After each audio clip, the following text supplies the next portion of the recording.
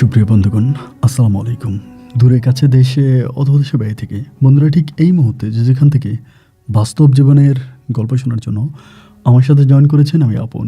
আর যে আপন জীবনের গল্পের 1120তম পর্বে আপনাকে বরাবরের মতো স্বাগতম জানাচ্ছি। বন্ধুরা, আজ আমি আপনাকে শোনাবো শ্রীলঙ্কার ছেলে জুপিটারের জীবনের হৃদয় কাঁপানো এক ভয়ঙ্কর বাস্তব জীবন কাহিনী। বন্ধুগণ, আজকের গল্পের টাইটেল বউয়ের শরীরে বর্ষে এনে পরীকে 6 বৎসর করে দর্শন। এই গল্পটা শ্রীলঙ্কার গালে নামের এক প্রত্যন্ত এলাকার এক বৌদ্ধ ধর্মাবলম্বী ছেলে জুপিটারের জীবনের বাস্তব গল্প। বন্ধুগণ, এই গল্পটা এতটাই ভয়ঙ্কর, আমরা আমাদের জীবনে যখন পাপ করি, কোনো অন্যায় করি, আমরা আসলে বুঝতে পারি না যে এটা আমাদের পাপ হচ্ছে, বড় অন্যায় হচ্ছে। এবং এই পাপটা করতে করতে পাপের সাথে আমরা এমনভাবে জড়িয়ে যাই, পাপ যত করি ঠিক ততটাই ভালো লাগে। এবং পাপ করতে করতে আমরা জীবনের এমন একটা পর্যায়ে পৌঁছে যাই যেখান থেকে আমরা চাইলেও আর ফিরে আসতে পারি না। ঠিক তেমনটা ঘটিয়েছে শ্রীলঙ্কার ছেলে জুপিটার। তার জীবনের শেষের অংশটা শুনে বিশেষ করে আমার কাছে এতটাই মায়া লেগেছে যে মানুষটা পাপে পাপিষ্ট হয়ে জীবনের এমন প্রান্তে এসে দাঁড়িয়েছে, না পারতেছে মরতে, না পারতেছে বেঁচে থাকতে। ভয়ঙ্কর রকম এই বাস্তব জীবনের গল্পটা আমি আশা করব আপনারা শুরু থেকে শেষ পর্যন্ত আমার মুখে শুনবেন এবং গল্প শেষে শ্রীলঙ্কার ভাই গালের ছেলে জুপিটারকে আপনার মতো করে একটা মন্তব্য কমেন্ট বক্সে লিখবেন। ধন্যবাদ সবাইকে। সুপ্রিয় বন্ধুগণ, আমার নাম জুপিটার, আমার বাড়ি শ্রীলঙ্কা। বন্ধুগণ, আমি আমার জীবনের গল্পটা শুরু করার শুরুতে আপনাদেরকে আমার পরিবারের বিষয়ে জানিয়ে রাখি। আমার পরিবারে আমি আছি, রয়েছে আমার মা। ছোটোবেলা থেকে আমি আমার মাকে খুব বেশি কাছে পাইনি এবং আমি আদৌ জানি না আমার বাবাকে। আমি একজন বৌদ্ধ ধর্মাবলম্বী ছেলে। ছোটোবেলা থেকে আমার মা আমাকে বৌদ্ধ ধর্ম অনুসরণ অনুযায়ী আমাকে গড়ে তোলে এবং আমিও বৌদ্ধ ধর্মকে ফলো করি। এবং অনেক ছোটোবেলা আমার মা আমাকে একটা বৌদ্ধ বিহারে দিয়ে দেয় এবং আমি ওই বৌদ্ধ বিহারে আমার সময়গুলো কাটাতে থাকি। আমার বয়স যখন প্রায় 8 থেকে 9 বছরের কাছাকাছি, ওই মুহূর্তেই দেখা গেল আমার মা আমাকে একটু বেশি সময় দিত। এর আগে আমার মা আমাকে খুব বেশি একটা সময় দিত না। আমার মা তার জীবনের বেশিরভাগ সময়টাই আরব দেশ ওমানে কাটাতো। শুনেছিলাম সেখানেই নাকি আমার মা কোনো একটা চাকরি করে এবং প্রতি 2-3 বছর পরে আমার কাছে আসতো, এসে 1-1.5 মাস আমার সাথে থেকে মা আবার পুনরায় চলে যেত। আমার মা ওমান থেকে আমাকে মাঝে মাসে টাকাও পাঠাতো বৌদ্ধ বিহারে। আমি তখন আস্তে আস্তে করে বড় হচ্ছিলাম। ছোটোবেলা থেকে আমি প্রচণ্ড রকমের দুষ্ট স্বভাবী একটা ছেলে। আমি বৌদ্ধ বিহারে অনেক দুষ্টমি করতাম। আমাদের যিনি টিচার ছিল, যিনি শিক্ষক ছিল, ওনাকে আমি কোনোভাবেই মানতাম না। ওনার সাথে আমার দুষ্টমের চরম লেভেলে আমি পৌঁছে যাই। আমার বয়স যখন একেবারে কম, সেই মুহূর্ত থেকে আমি যে বৌদ্ধ বিহারে থাকতাম, আমাদের বৌদ্ধ বিহারের পিছনে অনেক বড় একটা বিস্তীর্ণ জায়গা আছে এবং শুনেছিলাম আমাদের চার্চের মুখে ওই বিস্তীর্ণ জায়গার মধ্যে নাকি প্রতি পূর্ণিমার চাঁদে আপনার পরীরা নৃত্য করে। আমার যিনি শিক্ষক ছিল আমাদের বৌদ্ধ বিহারের, তিনি বলতো এবং আমার বিহারের আরও অনেক লোকজনরা বলেছে বৎসরের একটা সময় তারা নক্ষত্রের সাথে মিলিয়ে একটা রাতে নাকি পরীরা ওখানে নৃত্য করে এবং পরীদের ওই নৃত্যর শব্দ আমরা যে বিহারে থাকি সেই বিহার থেকে স্পষ্ট শোনা যায়। সবার মুখে শুনতাম পরীদের ওই নৃত্য নাকি আমরা দূর থেকে দেখতেও পেতাম। ছোটোবেলা থেকে মাঝে মাঝে রাতের বেলায় ওই পরীর নৃত্য দেখার জন্য আমি ঘুম থেকে উঠতাম এবং আমি আমার চার্চের চোখ ফাঁকি দিয়ে, আমার শিক্ষকের চোখ ফাঁকি দিয়ে আমি তখন মাঝে মাঝে এই নৃত্য দেখার জন্য যেতাম। কিন্তু সত্যিকার অর্থে আমি কোনোদিনও ওখানে পরীর নৃত্য দেখি নাই। তবে এটা সত্য যে পূর্ণিমা রাতের বেলায় মাঝে মাঝে ওই বিস্তীর্ণ জায়গাটা থেকে কানের মাঝে আমরা নুপুরের শব্দ শুনতে পেতাম। ঘুঙুর ঘুঙুর নুপুর বাজে, এরকম শব্দ কানে বেশি আসতো এবং তখনই আমরা দৌড় দিয়ে চার্চ থেকে বেরোতাম, মানে বিহার থেকে বেরোতাম। এবং বিহার থেকে বের হওয়ার পরে কখনোই আমি দেখতাম যে জায়গাটা একেবারে ফাঁকা, এখানে চাঁদের আলো পড়ে জায়গাটা একেবারে পরিষ্কার হয়ে আছে, কিন্তু কোনো পরীকে আমরা ওখানে নৃত্য করতে দেখতাম না।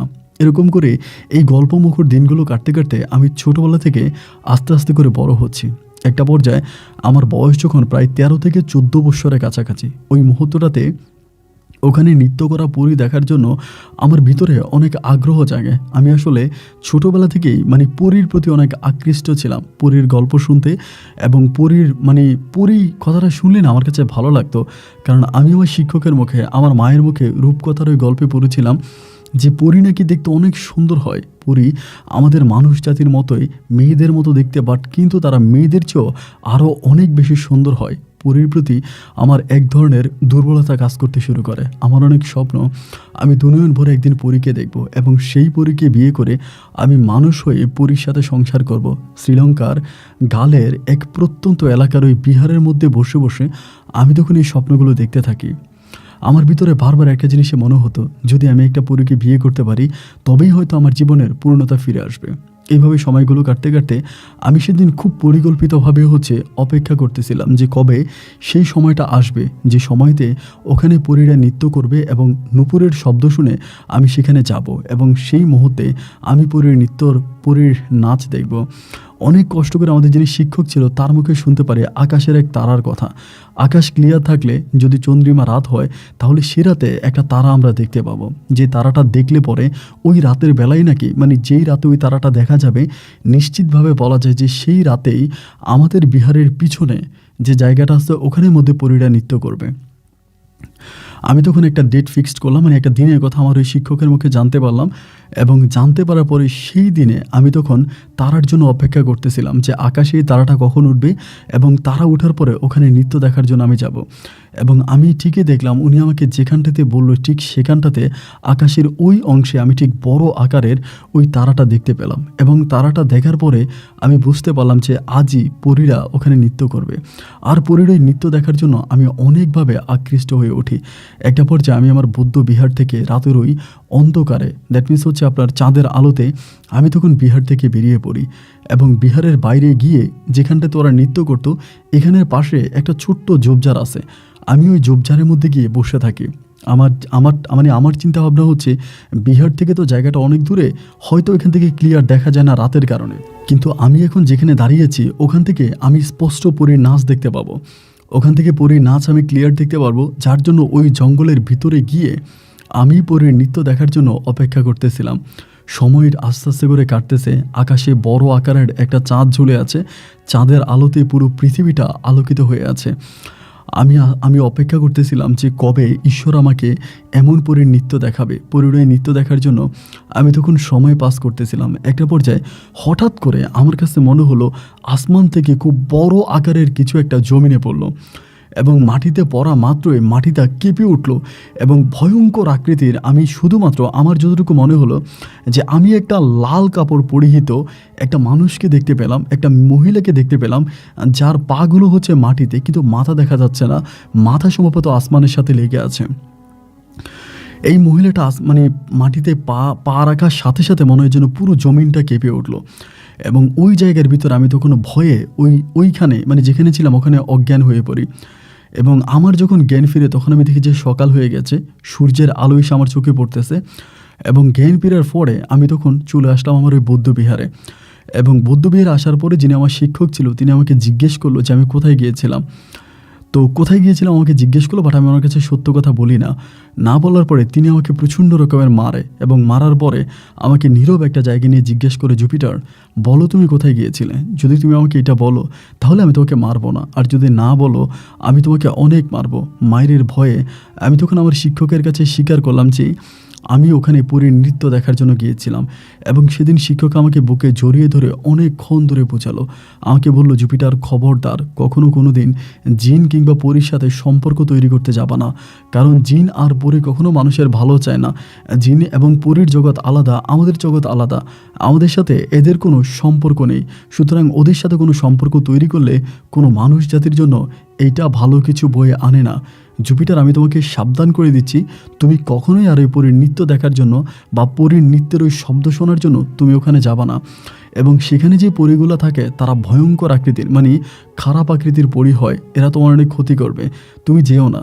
কিন্তু আমার শিক্ষকের ওই ভয় আমার মনের ভিতরে বিন্দু মাত্র সাড়া দিল না, আমি একটুও ভয় পেলাম না। আমার ভিতরে তখন আরও আকাঙ্ক্ষা জাগতে শুরু হলো যে এইটা কেমন, যে জিনিসটা আসমান থেকে জমিনে নেমে আসছে এবং আসমান থেকে মাটিতে পা রেখেছে, যে একটা লাল শাড়ি পরিহিত এত সুন্দর একজন রমণী, আমি তার চেহারা দেখব না তা কি করে হয়। এমন করতে করতে আমার ভিতরে তখন একটার পর একটা আকাঙ্ক্ষা জাগতেছে যে আমি কিভাবে ওই পরীর মুখ দেখতে পাবো। এভাবে আমার জীবন থেকে আরও প্রায় 3টা বৎসরের মতো কেটে যায় এবং এই 3 বৎসর কাটার পরে হঠাৎ করে ইন্ডিয়া থেকে আমাদের একজন শিক্ষক আসে এবং এই 3 বৎসরের মাঝে আমার মা কিন্তু ওমান থেকে আমাকে দেখতে আসে। মা কিন্তু প্রায় 2-3 বছর পরে পরে আসতো, ওই সময়টাতে আমাকে একটু বেশি সময় দিত। তো আমিও মাকে পরীর মাকে বলতাম যে মা আমি একটা পরীকে বিয়ে করব, একজন পরীকে বিয়ে করার আমার অনেক শখ, অনেক স্বপ্ন, এগুলো আমার মায়ের কাছে বলতাম। এবং বললে পরে মা আমাকে খুব বকা দিত, অনেক রাগ করতো আমার সাথে, এটা কেন বলবি, এটা বলা ভালো না, কোনো মানুষের সাথে পরীর সম্পর্ক হতে পারে না, পরী কখনো কোনো মানুষের ভালো চায় না, এগুলোই মা আমাকে সবসময় বলতো। কিন্তু মায়ের ওই কথা আমি কোনোভাবেই আমার কানে নিতাম না। মুসলিম ধর্ম অনুযায়ীও আমার কাছে মনে হতো যে আমি পরীকে পাবোই পাবো। সময় এভাবে কাটতেছে, আমার মা পুনরায় আবারও চলে গেল। তখন আমাদের ওই বৌদ্ধ বিহারে একজন হিন্দু শিক্ষক আসলো, একজন বৌদ্ধ শিক্ষক আসলো, ইনার বাড়ি হচ্ছে ইন্ডিয়াতে। তিনি ইন্ডিয়া থেকে তখন শ্রীলঙ্কাতে আসে এবং এর আগেও তিনি বেশ কয়েকবার এসেছিল। বাট আমি অনেকের মুখে জানতে পারি যে তিনি হচ্ছে এই যে জিন ভূত বা প্যারানর্মাল যে বিষয়গুলো আছে, তিনি এই বিষয়গুলোর উপরে অনেক বেশি পারদর্শিক। আগে শুনেছিলাম যে উনি এসেছে 1 মাস 2 মাস 3 মাস থেকে চলে গেছে এরকম, বাট এখন শুনতে পাচ্ছি যে উনি যে শ্রীলঙ্কায় এসেছে, উনি এই বিহার থেকে আর যাবে না, উনি এই বিহারেই থেকে যাবে এবং ওনার জীবনের বাকি সময়টা উনি বিহারেই কাটাবে, এরকমটাই আমরা অনেকের মুখে শুনতে পাই। তিনি কিন্তু অনেক বয়স্ক কোনো শিক্ষক না, মোটামুটি মধ্য বয়স্কর থেকেও আরেকটু বেশি বয়স ওনার। তো এই লোকটাকে তখন আমি দেখে আমার ভিতরে আমি আমার ওই শিক্ষকের সাথে খুব কম সময়ের ভিতরে ক্লোজ হওয়ার জন্য চেষ্টা করতেছি, শিক্ষকের পছন্দের কাজগুলো করতেছি এবং মাঝে মাঝে ওনার হাত পা টিপে দিচ্ছি, ওনাকে শীতের সকালে রোদের মধ্যে বসে ওনার শরীরে অয়েল ম্যাসাজ করে দিচ্ছি এবং আমার জায়গা থেকে ঠিক যতটুকু ওনাকে ওনার মন পাওয়ার জন্য যা করা দরকার আমি প্রত্যেকটা কাজ করি। সময়ের পরিবর্তে একটা সময় ওই ইন্ডিয়ান বৌদ্ধ শিক্ষক আমাকে অনেক বেশি ভালোবাসতে শুরু করে। আমার ওই বিহারে থাকা সবগুলো ছেলের মাঝে তিনি আমাকে একটু ভিন্নভাবে দেখে এবং তাকে যখন আমি এইভাবে ভিন্নভাবে দেখে, উনি আমাকে একদিন জিজ্ঞেস করে যে জুপিটার, তোমার মনে কোনো ইচ্ছা আছে কিনা, তুমি কোনো ইচ্ছা পূরণ করতে চাও কিনা। আমি জানি না, তিনিও আমাকে অনেক কম সময়ের মধ্যে অনেক বেশি ভালোবেসে ফেলে। আমি তখন আমার স্যারকে, আমার শিক্ষককে বললাম যে আমার একটা স্বপ্ন আছে, আমি জানি না আমার এই স্বপ্ন কখনো পূরণ হবে কিনা, আমার অনেক ইচ্ছা যে আমি একটা পরীকে বিয়ে করব। এটা আমি আমার ওই ইন্ডিয়ান শিক্ষক ওনার কাছে বললাম এবং বলার পরে তিনি একটা হাসি দিল, হাসি দিয়ে বলল, অনেকের মনে, বেশিরভাগ ছেলের মনেই প্রশ্নটা জাগে বা বেশিরভাগ ছেলে চায় আসমানের পরীর সাথে সংসার বেঁধে সংসার করার জন্য। আসলে কি জানো, আসমানের পরীর সাথে কখনো কোনো মানুষ সংসার করতে পারে না, এটা কোনোভাবেই সম্ভব না। আসমানে বসবাস করা ওই পরীগুলো হচ্ছে বাতাস, বাতাসের যেমন কোনো অস্তিত্ব খুঁজে পাওয়া যায় না, ঠিক তেমনি জিন পরীদের কোনো অস্তিত্ব খুঁজে পাওয়া যাবে না। এদের সাথে কখনো কোনো মানুষ কোনোদিন সংসার করে বেঁচে থাকতে পারে না এবং কেউ যদি লোভের বশবর্তী হয়ে এই পরীর সাথে সংসার পাততে চায়, তবে তার জীবনে অনেক ভয়ঙ্কর কিছু নেমে আসে। আমি তখন মনে মনে চিন্তা করতেছি, আমি ভেবেছিলাম যে আমার এই শিক্ষকের কাছে বললে তিনি হয়তো আমাকে একটু বেশি সাপোর্ট দিবে, তিনি হয়তো আমাকে আমার একটু ভালোভাবে বুঝাবে বা তার কাছ থেকে হয়তো আমি সত্যিকার অর্থে পরীর দেশের সন্ধান পাবো। কিন্তু তিনি দেখি আরও উল্টা, তিনি তো আমাকে আর কোনো কিছু বলেই না, বরং এই কাজটা করার জন্য তিনি আমাকে আরও বাধা বিঘ্নতা ঘটায়। এরপরও আমি স্যারের পিছু ছাড়ি নাই, কারণ আমি জানি একমাত্র তিনি এই সম্বন্ধে সবচেয়ে ভালো জানে এবং তিনি একজন অনেক বড় তান্ত্রিকও বটে, অনেক বড় মাপের একজন তান্ত্রিক। আমার দৃঢ় বিশ্বাস যে তিনি আমাকে এই জিনিসগুলো শেখাতে পারবে বা পরীর দেশের সঠিক সন্ধান তিনি আমাকে দিতে পারবে। এমনভাবে সময়গুলো কাটতে স্যার আমি অলওয়েজ স্যারকে বলি, ও স্যার আমাকে বলেন না পরীর রাজ্য কোথায়, পরীরা কোথায় থাকে, পরীদের দেশ কোথায়, পরীরা কী খায়, এই প্রশ্নগুলো আমি ওনাকে অলওয়েজে করতে থাকি। এরকমভাবে করতে করতে একদিন তিনি একটু বিরক্ত হয়ে যায় এবং বিরক্ত হয়ে তিনি আমাকে তখন একটা বই দেয়, যেটা হচ্ছে শ্রীলঙ্কান ভাষায় লেখা ছিল। এই বইটা আমাকে দিয়ে বলল, জুপিটার এই বইটা তুমি পড়ো এবং এই বইটা পড়ার পরে আমি আশা করব যে তোমার মাঝে এই পরীদেরকে নিয়ে বা জিনদেরকে নিয়ে আর কোনো কৌতূহল থাকবে না। এই বইটার নাম আমি বলতে চাই না, তবে আমি শুধু এটাই বলতে চাই, এই বইটা পড়ার পরে আমার ভিতরে এই জিনিসের প্রতি আগ্রহ আরও বেড়ে গেল। ধরেন আগুন আপনি পছন্দ করেন, আগুন ধরতে আপনি মনে করেন যে জলজল করতে থাকা আগুনটা অনেক ভালো, এটা ধরলে আপনার ভালো লাগবে, কিন্তু আগুনটা যে ধরলে আপনার হাতটা পুড়ে যাবে এটা কিন্তু আপনি জানেন না। ঠিক ওই মুহূর্তে আগুনটাকে যতটা দূরে নেওয়া যাচ্ছে আপনার কাছ থেকে, আগুনকে ধরার আকাঙ্ক্ষা আপনার ভিতরে আরও বেশি বেড়ে যাচ্ছে। ঠিক যেমনটা আমার হয়েছে, আমি কোনো না কোনোভাবেই নিজের মনকে সান্ত্বনা দিতে পারতেছি না যে আমি এটাকে ধরবই, আমি এটাকে স্পর্শ করবই। ওই রকম একরোখা হয়ে আমি তখন শিক্ষকের কথা অমান্য করে আমি বারবার ওনাকে বিরক্ত করতে থাকি বই পড়ার পরেও। একদিন তিনি আমাকে তখন বললো যে ঠিক আছে জুপিটার, তুমি যেহেতু এরকম করে বলতেছো, আমি তোমাকে কয়েকটা মানে আমাদের ধর্ম অনুযায়ী তিনি আমাকে কয়েকটা জিনিস শিখাই দিল, যে এই জিনিসগুলো শিখো, যেহেতু তোমার দেখার এতই ইচ্ছা, ঠিক আছে তুমি স্বপ্নের মধ্যে হয়তো তাদেরকে দেখতে পাবা, কিন্তু খবরদার তাদের সাথে কোনো সম্পর্ক তৈরি করার চেষ্টা করবা না। শ্রীলঙ্কান ভাষায় তিনি তখন আমাকে ওনার বইয়ের মধ্যে কিছু জিনিস আমাকে লিখে দেয়, কাগজে কিছু জিনিস লিখে দেয়। আমি তো তখন অনেক বড়, আমি ধরেন এই জায়গার মধ্যে আমাদের যে বৌদ্ধ বিহার আছে ওই বিহারের সব কিছুই তখন আমি করতাম, এবং বিহারে তখন আমি সব কিছু করি। তো উনি আমার গুরু, আমার শিক্ষক হিসেবে তিনি ওখানে থাকে। অ্যান্ড উনি আমাকে যখন জিনিসগুলো লিখে দিল, আমি একদিন রাতের বেলা জিনিসগুলো পড়লাম, এবং পড়ার পরে কিছু দোয়া পড়লাম, এবং পরে যে যে কাজগুলো আমাকে করতে বলছে এই কাজগুলো করে আমি তখন চোখটা বন্ধ করে ঘুমিয়ে গেলাম। এবং স্বপ্নের মধ্যে আমি এরকম অদ্ভুত কিছু জিনিস দেখতে পেলাম। আমি স্পষ্টভাবে স্বপ্নে পরীর রাজ্য দেখতে পেলাম, পরীদের চলাফেরা দেখতে পেলাম, পরীদের খাওয়ার দাওয়ার দেখতে পেলাম, এবং কিছু কিছু পরী পৃথিবীর সাথে সংযোগ রাখে, পৃথিবীতে আসে, আমি এমন কিছু দেখতে পেলাম। আমি দেখলাম কিছু পরীর বসবাস পানির নিচে, কিছু পরীরা বসবাস করে দূর পাহাড়ের উপরে, আবার কিছু কিছু পরীরা আসমানে হাওয়ার উপরে বসবাস করে। পৃথিবীতে বিভিন্নভাবে বিভিন্ন স্থানে হচ্ছে পরীদের বসবাস। এই জিনিসটা দেখার পরে আমি তখন আরও আগ্রহ বেড়ে গেল, এবং একটা পর্যায়ে আমি স্যারকে খুবভাবে অনুরোধ করলাম যে স্যার, আমার অনেক ইচ্ছা যে আমি এই জিনিসটা শিখব। জিন পরীর সাথে মানুষের যে সম্পর্ক হয়, বা মানুষ চাইলেই যে কোনো জিনকে তার বশে আনতে পারে, যে কোনো জিনকে দেখতে পারে, এবং জিনের সাথে মানুষের যে একটা ঘনিষ্ঠ সম্পর্ক আছে, স্যার আমি এই জিনিসটা শিখতে চাই। এমনভাবে বলার পরে তিনি এক পর্যায়ে আমাকে বলল, ঠিক আছে, কিন্তু আমার একটা শর্ত আছে, তুমি এই জিনিসটা সম্পূর্ণ ভালো কাজে লাগাবা। এইটা তুমি কখনো কোনো খারাপ কাজে লাগাবা না, কোনো কুফুরি করা, কোনো মানুষের ক্ষতি করা, বা কোনো জিনদের ক্ষতি করা, এরকম কোনো কিছু কিন্তু তুমি করতে পারবা না। তুমি শুধুমাত্র এই জিনিসটা তোমার কাজে, তার মানে তোমার ভালো কাজে ব্যবহার করবা। আমি তখন বললাম, অবশ্যই স্যার, আমি এই জিনিসটা আমার ভালো কাজে ব্যবহার করব। আমি কখনোই এটা নিয়ে খারাপ কোনো চিন্তাভাবনা করব না, এবং অবশ্যই আমি আপনার নাম রাখবো। দিন শেষে আমি আপনার ক্ষতি হয় এরকম কোনো কাজ করব না। এরপরে আমার ওই স্যার আমাকে তখন এই পুরো বিষয়টা আস্তে আস্তে করে শেখাতে শুরু করলো। আমি জুপিটার তখন জানতে শুরু করলাম মহাকাশ সম্বন্ধে, আমি জানতে শুরু করলাম লক্ষ কোটি তারা সম্বন্ধে, আমি বুঝতে শুরু করলাম পৃথিবীতে জিনের অস্তিত্ব আছে, পরীর অস্তিত্ব আছে। আমি এই জিনিসগুলো জানতে শুরু করলাম, বুঝতে শুরু করলাম, এবং এমনভাবে আমি তখন আস্তে আস্তে করে ওনার কাছ থেকে একটু একটু করে তান্ত্রিকের যে বিষয়গুলো, ওই বিষয়গুলো আমি শিখতেছি। বাট আমার মনে তো তখনও খারাপই বসবাস করে, যে যেভাবেই হোক আমি কোনো পরীকে বসে না, আমি কোনো পরীকে বিয়ে করব। আমার চিন্তা ভাবনা হচ্ছে যে আমি কোনো পরীকে আনবো এবং আমি কোনো পরীকে বিয়ে করব। এটাই হচ্ছে আমার টার্গেট। আমি কিন্তু এটার জন্য আমার এই শিক্ষকের কাছ থেকে এই তান্ত্রিকের জিনিসগুলো শিখতেছি। টার্গেট শুধু একটাই, দিন শেষে আমি কোনো পরীকে বসে নিয়ে পরীর সাথে সংসার করব। যাই হোক, উনি আমাকে মোটামুটি অনেক কিছু শিখালো। আমি প্রায় 70 ভাগের মতো ওনার কাছ থেকে শিখে গেলাম, এবং 70 ভাগ শেখার পরে আমি কী করলাম, আমাদের বৌদ্ধ বিহারে একজন মহিলা থাকতো, তিনিও বৌদ্ধই। তো তিনি মাঝে মাঝে আসতো আমাদের বিহারে থাকতো, এবং ওই মহিলাটার উপরে একদিন আমি একটা পরীকে একজন জিনের বউকে একটা পরীকে আমি ওই মহিলার উপরে বসে আনি, এবং ওই মহিলার উপরে বসে আনার পরে আমি ওই মহিলার মাঝে যখন আমি পরীটাকে দেখতে পাই, আমি যখন ওই পরীটাকে ওই মহিলার উপরে আনি, বাট আমি তখন ওই মহিলাটাকে দেখতে পাই না, আমি দেখতে পাই ওই রূপসী পরীটাকে। এবং ওই পরীর উপরে আমার এক ধরনের একটা যৌন চাহিদা, একটা আকাঙ্ক্ষা কাজ করেছে, আমি পরীটার সাথে কিছু একটা করব। এই আকাঙ্ক্ষা থেকে আমি মেয়েটার ওই মহিলাটার গায়ে হাত দিই, এবং মহিলাটা তখন জাস্ট একটা জায়গার মধ্যে স্টিল দাঁড়ায় থাকে। আমি ওর ভিতরে পরীটাকে এনে যখন মহিলাটাকে টাচ করি, এই বিষয়টা হচ্ছে অন্য কেউ দেখে যায়।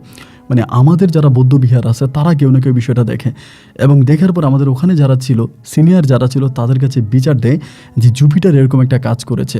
আমি জাস্ট মহিলাটার গায়ে হাত দিয়েছি এবং পরীটাকে স্পর্শ করেছি, এরপর আমি আবার মহিলার কাছ থেকে এটাকে সরিয়ে নিয়ে গেছি, পৃথক করে দিয়েছি। এবং ওই সময়ের ভিতরে মহিলার সাথে আমার কি হয়েছে, মহিলার কিন্তু কোনো কিছুই মনে নাই, কারণ ওই মুহূর্তে মহিলাটা ছিল সম্পূর্ণ অজ্ঞান অবস্থায়, তার কোনো স্মৃতিশক্তি ছিল না। যাই হোক, আমাদের স্কুলের যে শিক্ষক ছিল, আমাদের বৌদ্ধ বিহারের যে শিক্ষক ছিল, তার কাছে তখন বিচার দেওয়া হয় যে জুপিটার এরকম একটা জঘন্য কাজ করেছে। রাত 10টার পরে আমাদের প্রার্থনা শেষ হওয়ার পরে আমাকে তখন আমাদের যিনি শিক্ষক ছিল তিনি আমাকে ডাকে, এবং ডেকে তিনি আমাকে জিজ্ঞেস করে যে জুপিটার, এরকম এরকম একটা কথা শুনেছি, তুমি তো এখানে ছোটোবেলা থেকে বড় হয়েছো, অনেক ছোট বয়সে তুমি এখানে আসছো, এবং আমরা যারা শিক্ষক মণ্ডলী আছি, তোমার সিনিয়র আছি, আমরা কিন্তু তোমার মতো এই মন্দিরে মানে এই বিহারে এতদিন ধরে থাকি নাই, এই বিহার সম্বন্ধে আমাদের এত অভিজ্ঞতা নাই।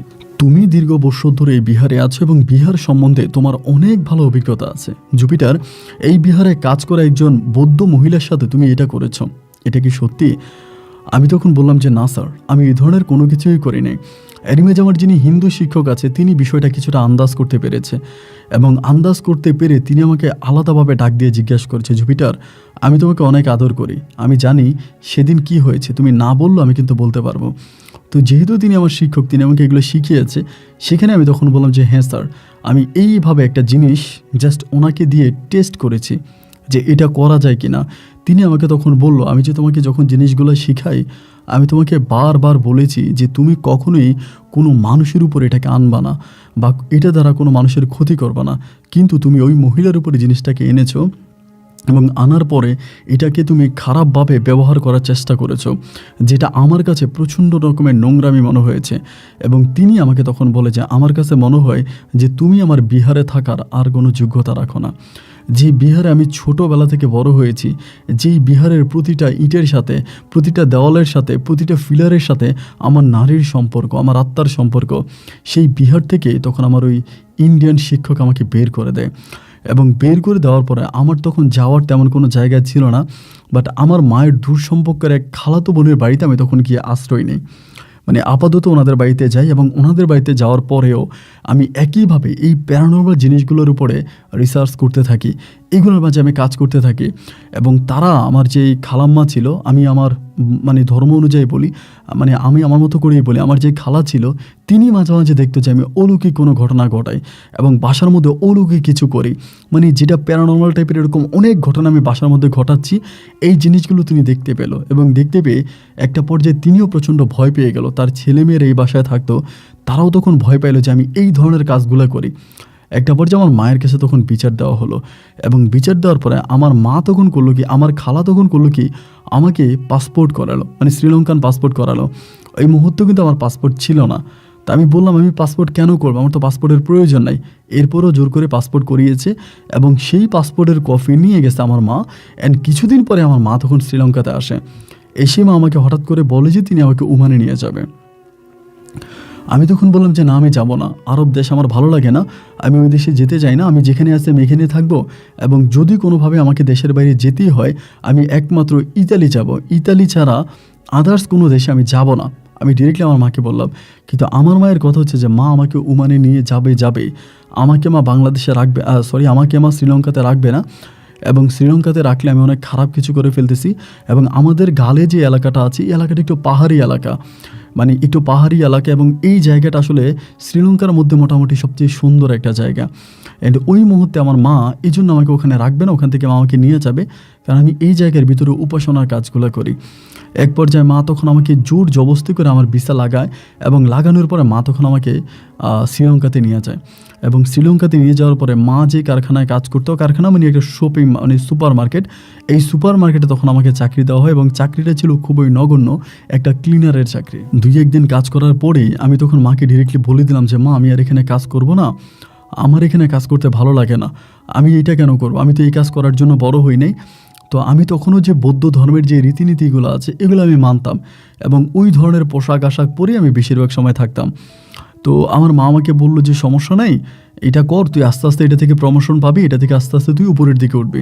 তা আমার কথা হচ্ছে যে না, আমি এটা করব না, আমার এই কাজটা ভালো লাগে না, এবং যেই কাজটা আমার ভালো লাগে না এই কাজটা আমার পক্ষে করা সম্ভব নয়। মায়ের সাথে এই নিয়ে আমার খুব ঝামেলা হতে হতে মা একটা সময় তার এক বন্ধুর সাথে আলোচনা করে যে কী করা যায় ছেলেটাকে, ওর তো আমি শ্রীলঙ্কা থেকে নিয়ে আসলাম, শ্রীলঙ্কা থাকতো ও ধরনের অনেক কিছু করতো, বাট এখন আমি ওখানে নিয়ে আসছি, এখন আমি কী করব। কিন্তু আরব দেশে যাওয়ার পর আমি আর এগুলো কোনো কিছুই করি না, কারণ আমার মার সাথে আমি থাকি, আমরা একইভাবে থাকি, মানে একই রুমে থাকতাম আমার মায়ের সাথে। তো মা আমাকে খুব খেয়াল করতো যে আমি ওই ধরনের কোনো কিছু করি কিনা, বা এই ধরনের কোনো কিছু আমি ট্রাই করি কিনা। এই জন্য মা আমাকে অলওয়েজে তার চোখে রাখতো। আমি ওমানে যাওয়ার পরে এই ধরনের কাজগুলো কিন্তু আমি আর করতাম না। একটা পর্যায়ে দেখা গেল মা তার বন্ধুর সাথে আলোচনা করে সিদ্ধান্ত নিল যে আমাকে ড্রাইভিং শিখাবে। দেন আমাকে তখন মা বললো, তুই বাসায় থাক, তোর আর কাজ করতে হবে না, তুই মাঝে মাঝে যাবি, তুই ড্রাইভিং শিখবি। এই বলে মা তখন আমাকে ড্রাইভিং শেখার জন্য একটা ড্রাইভিং স্কুলে ভর্তি করায়। আমি তখন ওই ড্রাইভিং স্কুলে ভর্তি এবং আমি সেখানে খুব ভালোভাবে ড্রাইভিংটা প্র্যাকটিস করি এবং আমি ওখানে একটা পর্যায়ে ভালো একজন ড্রাইভার হয়ে যাই।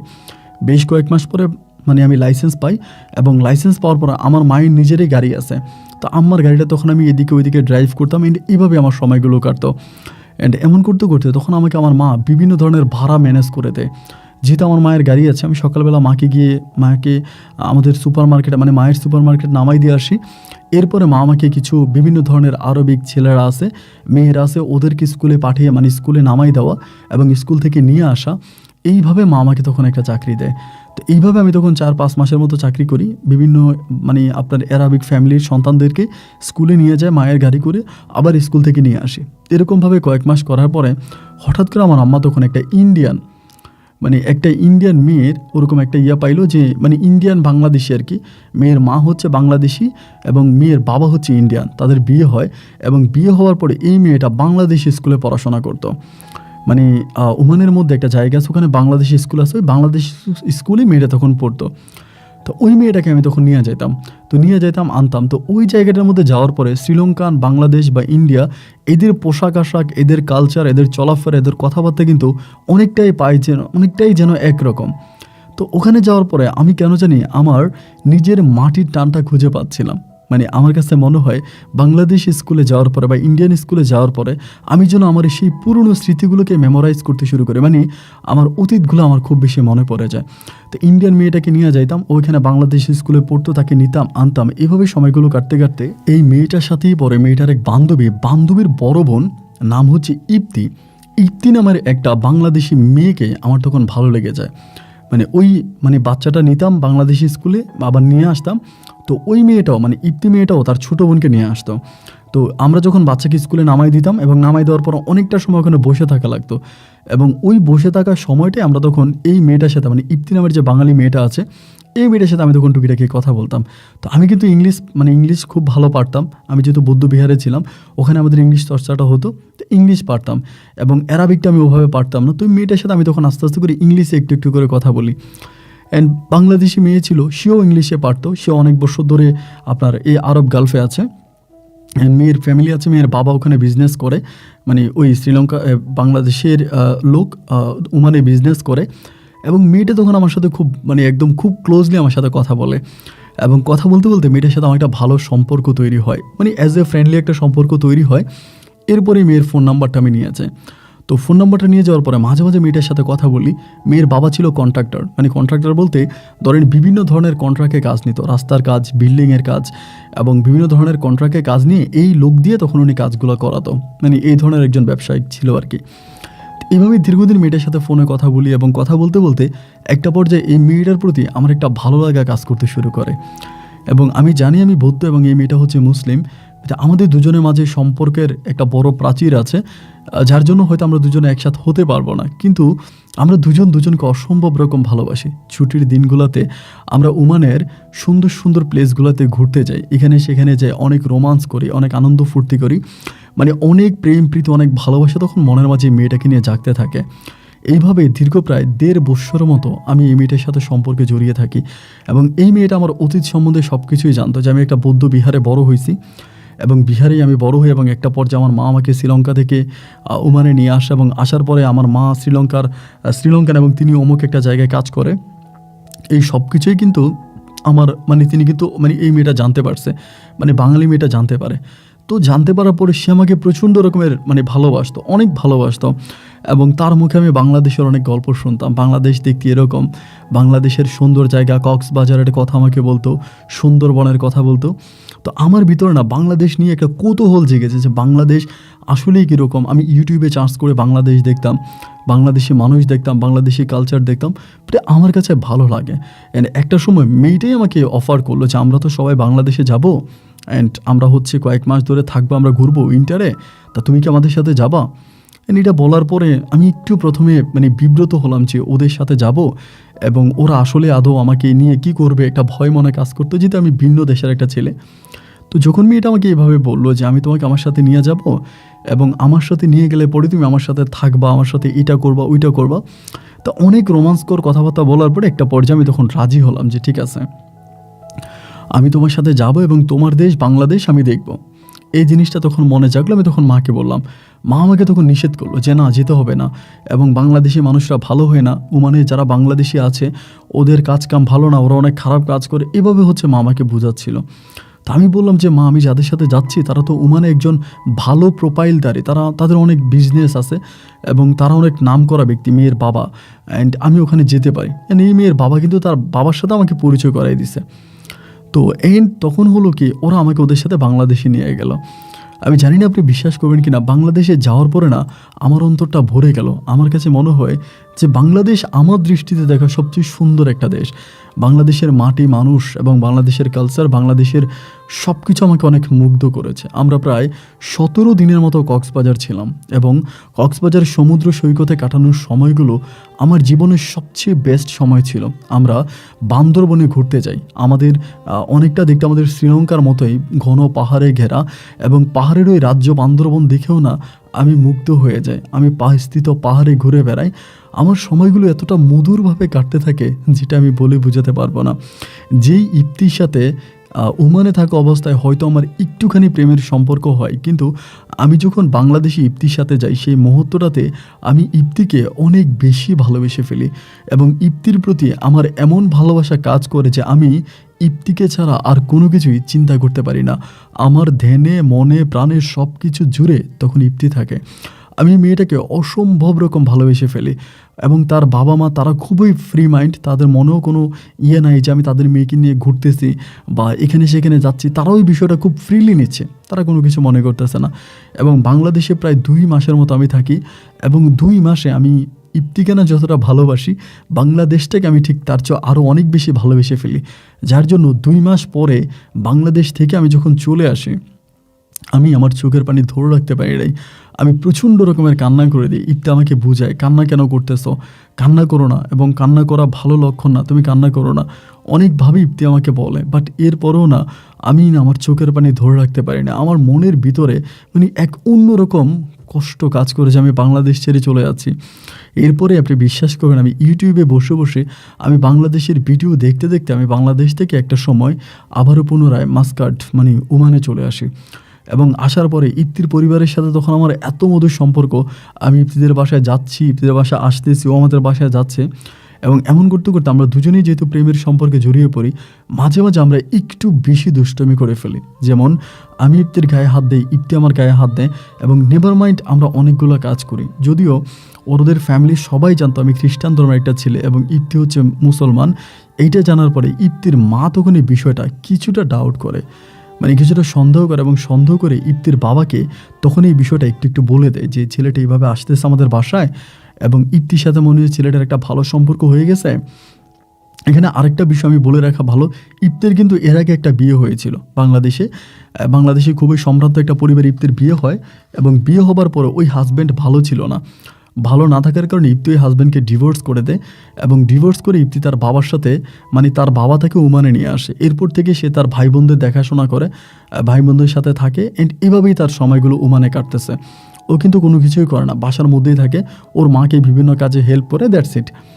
তো এরপরে এভাবে যেতে যেতে একটা পর্যায়ে ইপ্তি আমাকে ডিরেক্টলি ফোন দিয়ে বললো যে জুপিটার, তুমি যে আমাদের বাসায় এইভাবে আসো যাও, আমার মা বিষয়টাতে মাইন্ড করছে, এবং মাইন্ড করে আমার আব্বাকে জানাইছে। তো তারা দুজনেই বিষয়টা খুব খারাপভাবে নিয়েছে। তুমি এভাবে আর আমাদের বাসায় এসো না, বা আমি বলা ছাড়া তুমি হুটহাট করে আমাদের বাসায় এসো না।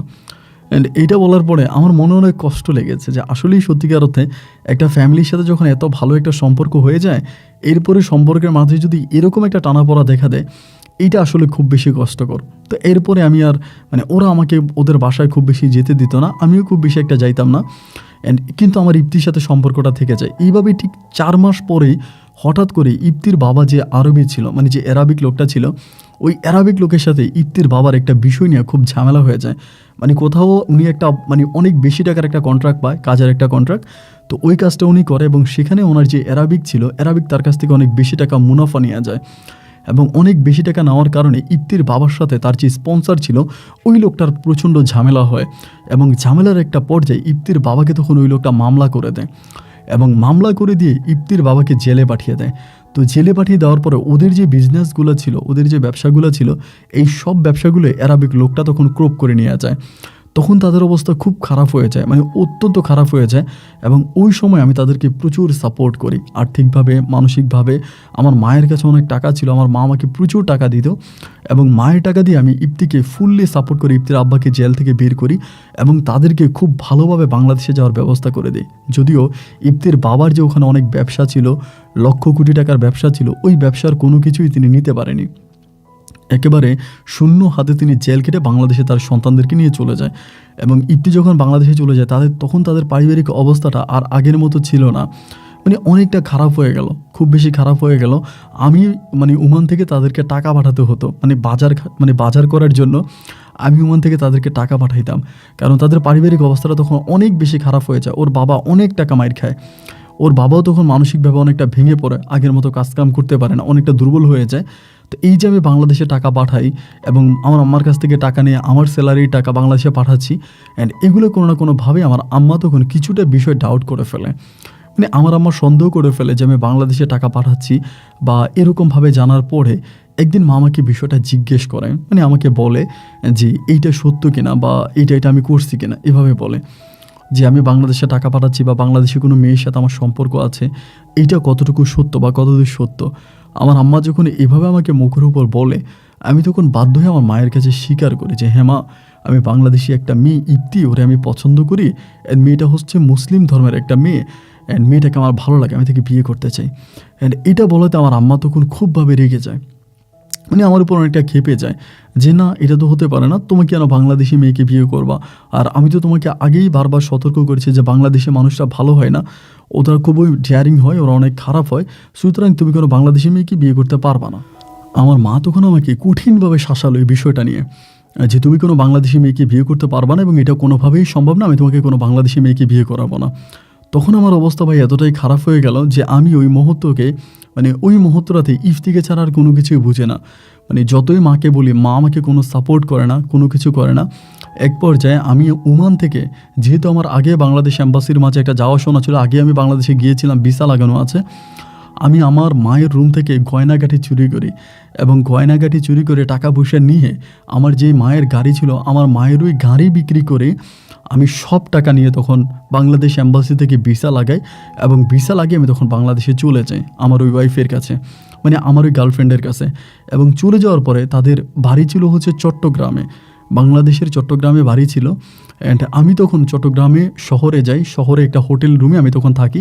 অ্যান্ড ওই মুহূর্তটাতে আমি কিন্তু থ্রুলি বাংলা বলতে পারতাম, মানে আমি এত সুন্দর বাংলা বলতে পারতাম যে আমাকে দেখলে কেউ বুঝতে পারতো না যে আমি আসলে বাঙালি নাকি শ্রীলঙ্কান। এবং আমি বাংলা ভাষাটা শুধু মানে চিটংয়ের ভাষাটা বলতে পারতাম, এটা আদার্স কোনো জেলা যেমন কুমিল্লা অথবা ঢাকা, বরিশাল, নোয়াখালী, সিলেট, ওই সব ডিস্ট্রিক্টের ভাষা আমি বলতে পারতাম না, কিন্তু একদম লোকালি মানে আপনার চট্টগ্রামের যে ভাষাটা আছে ওইটা আমি ক্লিয়ার বলতে পারি।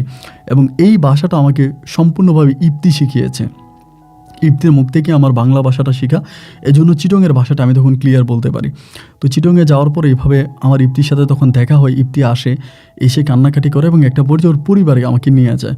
তো ওর পরিবারে নিলে পরে আমি তখন ওর পরিবারের জন্য প্রচুর করি, ওর বোনদের, ছোটো বোনগুলোর জন্য, ওর বাবার জন্য, মায়ের জন্য আমি অনেক টাকা পয়সা দিই, কারণ আমি অনেক টাকা নিয়ে যাই শ্রীলঙ্কা থেকে যেতে, আমি অনেক টাকা নিয়ে যাই, প্রায় বাংলাদেশি টাকায় হিসাব করলে 40 লক্ষ টাকার মতো আমি নিয়ে যাই।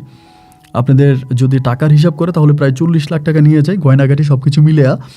তো তখন আমি ইফতির সাথে ওখানে খুব ভালো আছি এবং ইফতির পরিবার তখন এই বিষয়টা খুব সহজে মেনে নেয়। আর আমার মা আমার উপরে প্রচণ্ড রাগ করে আমি মায়ের সাথে টোটালি কন্ট্রাক্ট অফ করে দিই। মা এটাও বলেছিল যে তিনি বাংলাদেশে এসে আমাকে ধরে নিয়ে যাবে, তো যার জন্য আমি মার সাথে আর কোনো কন্ট্রাক্ট রাখি নাই, মার সাথে কোনো কথা বলি নাই এবং ইফতিদের পরিবারে আমি তখন থেকে গেলাম। এরকম করে সময়গুলো কাটতে কাটতে একটা পর্যায়ে ইফতিরা কিন্তু গ্রামে থাকতো, মানে চট্টগ্রাম যে শহরে থাকতো না, একটা গ্রামের মধ্যে থাকতো। তো সেখানটার মধ্যে ইফতি তখন আমাকে, মানে ইফতির পরিবার তখন বুঝছে যে আমি ওকে ভালোবাসি এবং ওকে ভালোবেসে আমি সেই ওমান থেকে বাংলাদেশে চলে আসছি। পরে ওর বাবা আমাকে ডিরেক্টলি বললো যে তুমি কি ইফতিকে বিয়ে করতে চাও, অ্যান্ড তুমি কি জানো যে ইফতির এর আগে একটা বিয়ে হয়েছে, একটা বাবু আছে, ওই বাবুটা মারা গেছে, তো এটা কি তুমি জানো কি না? তো আমি বললাম যে হ্যাঁ আমি সবই জানি, ওর আগে একটা বিয়ে হয়েছে, ওর বাচ্চা মারা গেছে, এই সব কিছু আমার জানা আছে, বাট ওকে বিয়ে করতে আমার কোনো আপত্তি নেই, আমি কি বিয়ে করতে চাই।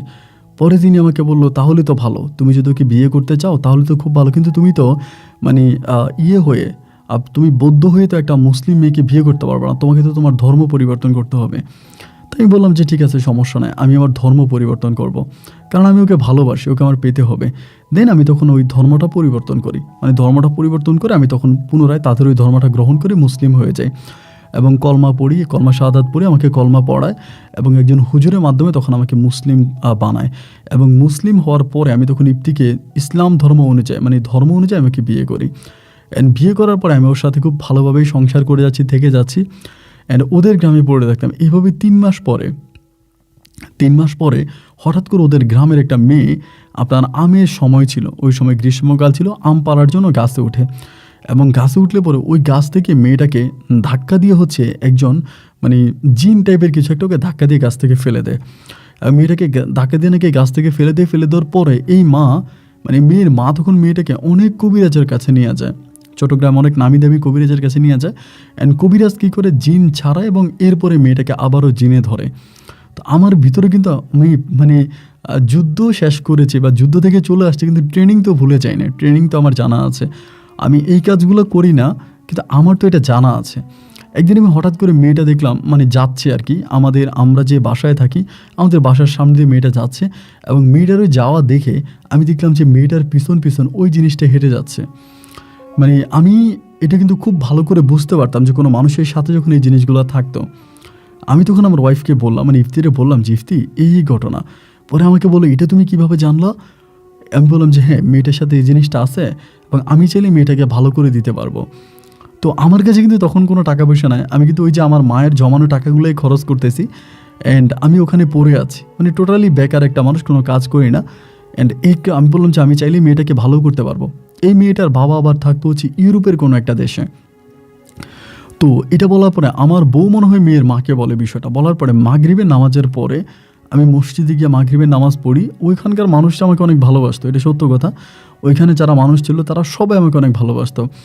তো আমি তখন নামাজ পড়ে মসজিদ থেকে আসার পরে দেখি যে মেয়ের মা আমাদের ঘরে বসে আছে, মেয়েটা নাই, মেয়ের মা বসে আছে। পরে আমি আসছি, সালাম দিছি, উনি আমার সালামের উত্তর নিয়ে বললো, বাবা তুমি তো বাংলা জানো? আমি বললাম হ্যাঁ আমি জানি। বলে এই ঘটনা, মানে চিটংয়ের বাসায় বললো যে আমার মেয়ে নাকি গেছে, তুমি নাকি দেখছো, তুমি নাকি ইফতিকে বলছো, এখন তুমি কি আমার মেয়েটাকে ভালো করে দিতে পারবা? যদি আমার মেয়েটাকে ভালো করে দাও, তুমি যা চাও আমি তোমাকে তাই দিব। আমি তখন বললাম যে না, আমি আপনার মেয়েকে ভালো করে দিতে পারবো, কিন্তু আপনি আমাকে কোনো কিছু দিতে হবে না। উনি আমাকে বলে, যদি পারো দেও বাবা, কারণ আমার মেয়েটাকে আমি অনেক কবিরাজের কাছে নিয়ে গেছি, বাট কোনো কবিরাজ আমার মেয়েটাকে ভালো করতে পারে নাই। আমি বললাম পারবে না তো, কারণ এটা একটা পিশাচ, এই পিশাচকে সরানো যাবে না। আচ্ছা ঠিক আছে, আমি কালকে সকালে ফজরের নামাজ পড়ে আপনি আপনার মেয়েকে নিয়ে আসেন, আমি চেষ্টা করব। তো রাতের বেলায় আমাকে আমার বউ ইফতি জিজ্ঞেস করতেছে যে তুমি যে বললা তুমি মেয়েটাকে ভালো করবা, তুমি কি এটা পারবা? এটা কি কোনোদিনও সম্ভব? আমি তখন বললাম যে আমার দ্বারা এটা সম্ভব। ও আমাকে বলে, তুমি কি এই কাজগুলো আগে কখনো করেছিলা? আমি বললাম হ্যাঁ, শ্রীলঙ্কায় থাকতে আমি তোমাকে বললাম না যে আমি বৌদ্ধ বিহারে ছিলাম, ওখানে আমি এই ধরনের কাজগুলো করতাম। ও আমাকে বলে, তাহলে তো ভালোই, তাহলে কালকে তুমি কী কাজ করো আমি দেখব। এর পরের দিন যখন এই মেয়েটাকে আমি নিয়ে আসলাম এবং মেয়েটার উপরে ওই জিনটাকে আমি আনার পরে আমি আমার ওস্তাদের নামে, মানে আমার শিক্ষকের নাম দিয়ে তখন আমি জিন চালান শুরু করলাম। আমি চালানের একটা পর্যায়ে এই জিনটা আমার কাছে মাথা নত করে নাকে খড় দিয়ে এই মেয়েটাকে ছেড়ে দিল, মানে মেয়েটাকে ছেড়ে জিনটা তখন চলে গেল। এবং এই জিনটা চলে যাওয়ার পরে এই মেয়েটাকে যখন আমি ভালো করি, মানে মুহূর্তের মধ্যে এই জিনিসটা পুরো এলাকাতে ছড়িয়ে পড়ে যে শ্রীলঙ্কার এক কবিরাজ আসছে এবং ওই কবিরাজ খুবই গরম কবিরাজ, মারাত্মক কবিরাজ, এবং এই কবিরাজে পারে না এমন কোনো কাজ নাই, ওই সব ধরনের কাজ করতে পারে এবং উনি সব কিছু করে। এইবার দেখা গেল, যেহেতু আমার বাড়ি শ্রীলঙ্কা ছিল এবং আমি দেখতে বাঙালির মতোই, কিন্তু আমি একটু বাঙালি চেহারার চেয়ে আমার চেহারাটা একটু অন্যরকম ছিল, মানে চেহারাটা ছিল একটু অন্যরকম এবং আমি ছিলাম শ্রীলঙ্কান। তো এই জিনিসগুলো জানার পরে আমার কাছে তখন হচ্ছে এত পরিমাণের মানুষ আছে যারা আমার কাছে আসে। আমি একজন তান্ত্রিক বা কবিরাজ হিসাবে বলি, আমি 95% দেখতাম যে ভুয়া, মানে 95% নারী পুরুষ স্বাস্থ্য বলতো রাতের বেলা আমাকে জেনে ধরে, আমাকে কালো জাদু করছে, আমাকে মেরে ফেলতেছে, এই কথাগুলো আমাকে বলতো। অথবা অনেক মেয়েরা এসে বলতো বিয়ে হয় না, মেয়ের মা বলতো যে মেয়েটাকে হয়তো কিছু একটা করে রাখছে যে জন্য আমার মেয়ের বিয়ে হয় না। বাট আমি এগুলো দেখতাম যে না, আসলে মেয়েকে কিছুই করা হয়নি। এবং কেউ বলে আমি অসুস্থ, আমি এত ওষুধ খাচ্ছি, বাট আমার কোনোভাবে আমি রোগ থেকে মুক্তি পাচ্ছি না, আমাকে কেউ ব্ল্যাক ম্যাজিক করেছে, যদি পারেন আপনি আমাকে বাঁচান, আমি আপনাকে 2 লাখ 4 লাখ 5 লাখ আপনার যা লাগে আমি আপনাকে তাই দিব। এমনভাবে টাকার অফার করে তান্ত্রিকদেরকে ভাই, আমি না বললে আপনি বিশ্বাস করবেন না। তান্ত্রিকরা এরকমও করেছে, টাকাওয়ালা যদি কোনো লোক দেখে, ধরেন তার কাছে প্রচণ্ড টাকা আছে এবং ওই লোকটার পিছনে সে নিজেই জিনটা চালান করে দেয়, তার সাথে যে জিনটা আছে ওই লোকটার উপরে চালান করে দেয় এবং জিন চালান করে দিয়ে ওই লোকটাকে পাগল বানায় তার কাছ থেকে টাকা নিয়ে আসে। বেশিরভাগ তান্ত্রিকরা এই কাজটা করে। বাংলাদেশে আমি যতটুকু ছিলাম আর কি, আমি যতটুকু দেখলাম, তা আমি বলতাম যে না, আসলে আপনার মেয়েকে তো কোনো ব্ল্যাক ম্যাজিক করা হয়নি, আপনি চেষ্টা করুন, আপনার মেয়ের বিয়ে হয়ে যাবে। তখন আমাকে বলতো যে না করছে, তুমি ভুল জানো, করছে। তা এরকম করে মাঝে মাঝে আমি তখন কিছু চিকিৎসা করতাম, আমি তাদের কাছ থেকে কিছু টাকা পয়সা নিতাম, আহামরি কোনো নিতাম না, মানে বাংলাদেশি টাকায় 400 টাকা 500 টাকা 1000 টাকা অতটুকুই নিতাম। অ্যান্ড ওভাবেই দেখি যে আমি অনেক টাকা ইনকাম করতে পারতেছি, মানে পার ডে প্রতিদিন আমি প্রায় 40 থেকে 50 হাজার টাকার মতো ইনকাম করতে পারতেছি, যেটা আমাকে অবাক করে দিল যে এত টাকা কিভাবে সম্ভব। 40 থেকে 50 হাজার টাকা আমি প্রতি মাসে ইনকাম করতেছি এবং প্রচুর মানুষ আমার কাছে আসতেছে এবং সবাই আমার কাছ থেকে চিকিৎসা নিচ্ছে, এই ধরনের চিকিৎসাগুলো নিচ্ছে। অ্যান্ড আমি ওই কাজটা ভালো করতে পারতাম, কারণ জিনদের সাথে আমার একটা ভালো সম্পর্ক ছিল, শ্রীলঙ্কাতে থাকা অবস্থায়ও ছিল এবং পুনরায় বাংলাদেশে আসার পরে আরও ভালো একটা সম্পর্ক তৈরি হলো। এইভাবে প্রায় আমি অনেক বছর ধরে এই কাজটা করি। এরই মাঝে আমার বউয়ের ঘরে একটা মেয়ে সন্তান হয়, এবং মেয়েটা হওয়ার পরে আমি তখনকার ঘটনা বলতেছি, মেয়েটা হওয়ার পরে হঠাৎ করে আমার ভিতরে আমার বউকে নিয়ে আমি একদিন চালান দিলাম। এমনি আমার ভিতরে এটা জাগলো যে এমনি বউকে নিয়ে আমি একটু চালান দিই। তা আমি তখন একরকম দুষ্টুমি করে আমার বউকে নিয়ে চালান দিলাম এবং চালান দেওয়ার পরে আমার বউয়ের রাশির সাথে আমি একটা পরীর মিল পেয়ে গেলাম। একটা পরী, যেই পরীটাকে আমি আমার বউয়ের উপরে আনতে পারবো, বউয়ের উপরে বউকে এটা আমি বসিয়ে নিতে পারবো। এবং ওই পরীটার সাথে আমার তো আসলে আগ থেকে একটা খায়েশ ছিল যে আমি একটা পরীকে বিয়ে করব, একটা পরীর সাথে আমি শারীরিক সম্পর্ক করবো, একটা পরীর সাথে আমি থাকবো, এই খায়েশ তো আমার ছিল। বাট পরীকে তো সরাসরি আর আনা যায় না, অথবা পরীদের তো কোনো বডি হয় না, ওদের কোনো দেহ হয় না, ওরা তো হচ্ছে গিয়া হয় আপনার বাতাস হাওয়া। অ্যান্ড আমি তো কোনো বাতাস হাওয়ার সাথে আর কোনো কিছু করতে পারবো না। অ্যান্ড আমার কাছে তখন মনে হলো যে এই পরীটাকে আমি আমার বউয়ের মাঝে আনবো এবং বউয়ের মাঝে আনলে পরে আমার বউয়ের চেহারা পরিবর্তন হবে, আমার বউয়ের চেহারা পরিণত হবে এবং আমি তখন এই পরীর সাথে শারীরিক সম্পর্ক করব। এই জিনিসটা করে এবং আমি তখন আমার তন্ত্র মন্ত্রের মাধ্যমে আমার বউয়ের সাথে রাশির যেহেতু মিল আছে, আমার খুব বেশি কষ্ট হয়নি, অনেক কম সময়ের মধ্যে আমি আমার বউয়ের উপরে এই পরীটাকে নিয়ে আসি এবং পরীটাকে নিয়ে এসে আমি এই পরীটার সাথে শারীরিক সম্পর্কে লিপ্ত হই, পরীটার সাথে আমি শারীরিক সম্পর্ক করি। এভাবে আমি পরীটাকে আনতাম এবং এনে আমার বউয়ের শরীরে রাখতাম এবং রাখার পরে এই ধরনের সম্পর্ক করতাম। যদিও পরীটা এটা চাইতো না, ওইটা করতে আমাকে দিত না, মারাত্মকভাবে আমাকে ডিস্টার্ব করতো বা এটা করতে দিত না। আমি একরকম মানুষকে যেরকম দর্শন করে এরকম জোর করে এই পরীটাকে আমার ওয়াইফের মাঝে আনতাম, এনে আমি ওকে একরকম দর্শন করতাম। তো এইভাবে প্রায় 1 বছর করার পরে হঠাৎ করে একদিন আমার মেয়েটাকে মেরে ফেলে। আমার যে একটা মেয়ে আছে, আমার মেয়েটাকে পানির মধ্যে চাপা দিয়ে, পুকুর যে ছিল বাংলাদেশে, পুকুরের মধ্যে চাপ দিয়ে আমার মেয়েটাকে নিঃশ্বাস বন্ধ করে মেরে ফেলে। তো সবাই বলে আমার মেয়েটা পুকুরে পড়ে মারা গেছে, সবাই বলতেছে পুকুরে পড়ে মারা গেছে, কিন্তু আমি দেখলাম যে না, আমার মেয়েটা আসলে পুকুরে পড়ে মারা যায়নি, ওই পরীটা আমার মেয়েটাকে মেরে ফেলেছে। এবং ওই মেয়েটাকে মেরে ফেলার পরে আমার ভিতরেই পরীর উপরে আরও রাগ উঠে গেছে, যেহেতু আমার বাচ্চাটাকে কেন মারলি।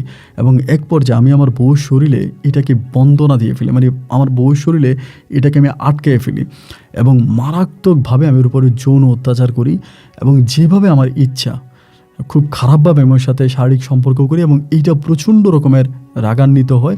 1 মাস 2 মাস 3 মাস নয়, প্রায় 6 বৎসর ধরে, টোটালি 6 বৎসর ধরে আমি এই পরীটার সাথে এই ধরনের সম্পর্ক করে গেছি এবং এরকমভাবে আমি পরীটাকে না চাইতাম, আমার যেভাবে চাইতাম আমি ওভাবে আমার বউয়ের শরীরে নিয়ে পরীটাকে দর্শন করতাম।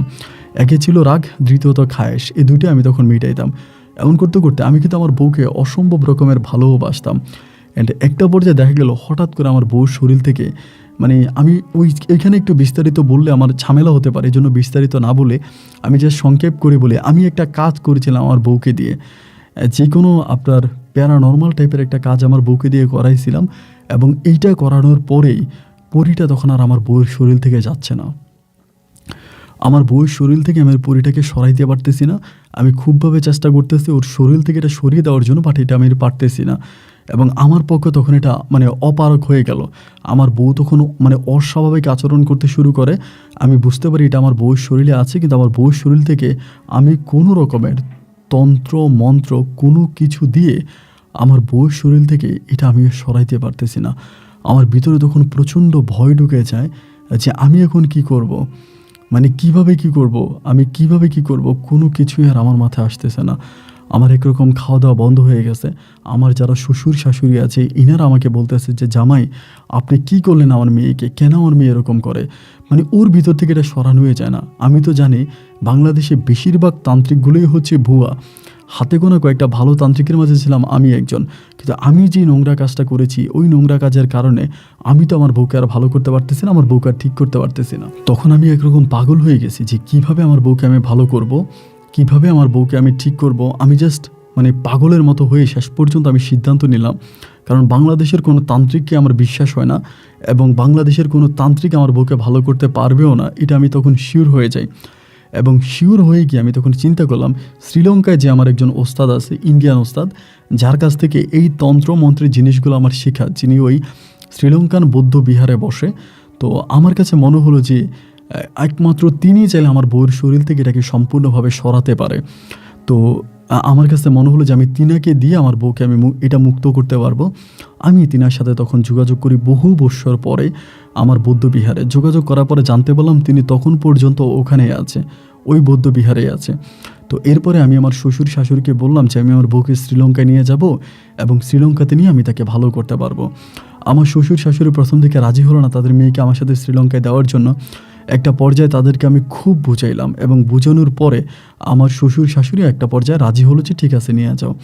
পরে আমি আমার বউকে নিয়ে গেলাম শ্রীলঙ্কাতে এবং শ্রীলঙ্কাতে নিয়ে যাওয়ার পরে আমি তখন আমার যিনি ওস্তাদ ছিল, আমার গুরু ছিল, আমি তখন তার কাছে গেলাম এবং ওই বৌদ্ধ বিহারের গুরুর কাছে গিয়ে আমি পা ধরে চিৎকার করে কান্না করে দিলাম যে গুরু আপনি আমাকে মাফ করে দেন, আমি এত বড় একটা অন্যায় করেছি যে অন্যায়ের কথা শুনলে আপনি হয়তো আমাকে কোনো দিনও ক্ষমা করবেন না, কিন্তু গুরু আমরা মানুষ, আমরা ভুল করি এবং সেই ভুলের বশবর্তী হয়ে আমি যেটা করেছি আমি আপনার কাছে ক্ষমা চাই, আপনি আমাকে মাফ করে দেন গুরু। এমন এমন ঘটনা সব কিছু শোনার পরে আমার গুরু তখন আমার উপরে খুবই রাগ করে, মানে অনেক রাগ করে। তিনি আমাকে বলে যে আমি চাচ্ছিলাম না তোমাকে এই জিনিসগুলো শেখানোর জন্য, তো শিখিয়েছি, এটা আমার অন্যায় হয়েছে এবং সেই অন্যায়ের শাস্তি হয়তো তুমি আমাকে দিয়েছো, ঠিক আছে তোমার বউ আমার কাছে নিয়ে আসো। অ্যান্ড কিছুদিন পরে, মানে কিছুদিন বলতে এর পরের দিনে আমি আমার বউকে আমার ওই গুরুর কাছে নিয়ে যাই, বৌদ্ধবিহারে নিয়ে যাই এবং নিয়ে যাওয়ার পরে তিনি তিনার মতো করে, মানে তিনি যেভাবে পেরেছে ওভাবেই তিনি তখন আমার বউর উপরে তিনি কাজ করে এবং কাজ করার পরে 21 দিন পর্যন্ত। এবং আমাকে এখানে অনেকগুলো আমল করতে হয়, বৌদ্ধ ধর্মের কিছু নিয়ম মানতে হয়।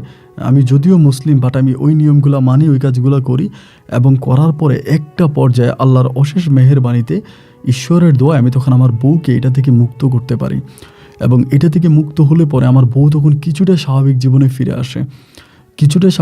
ফিরে আসে, বাট আমি ওকে বললাম যে আমি আর বাংলাদেশে যাব না, মানে আমার কাছে কেন জানি না বাংলাদেশ যেতে ইচ্ছে করতেছিল না, মানে আমার কেন জানি আসলে ওই গেলেই আবার মানুষ আমাকে ধরবে, আবারও সে তন্ত্রমন্ত্রের কাজ করা, আমি হয়তো আবারও কোনো খারাপ কাজ করে ফেলবো, আবারও হয়তো আমি লোভের বশবর্তী হয়ে যাব, এই জিনিসগুলো তখন আমার কাছে মনে হতো। আমার ভিতরে তখন খুব অনুশোচনা জাগে যে আমি এই কাজটা কেন করলাম। মানুষ হয়ে জিন পরীর সাথে এই তন্ত্র মন্ত্রের খেলা আমি তখন সম্পূর্ণভাবে বন্ধ করে দিলাম এবং বন্ধ করে দিয়ে আমি আমার বৌদ্ধ বিহারের সামনে, আমার যে বৌদ্ধ বিহারটা ছিল এই বৌদ্ধ বিহারের সামনে আমি তখন আরেকটা মুদির দোকান দিলাম, মানে একটা দোকান দিলাম। দোকান দিয়ে পরে আমি তখন আমার বউকে নিয়ে মানে শ্রীলঙ্কাতেই রয়ে গেলাম। তা আমার বউ তখন আবার কিছুটা আগের মতো স্বাভাবিক হয়ে গেল, ভালো হয়ে গেল।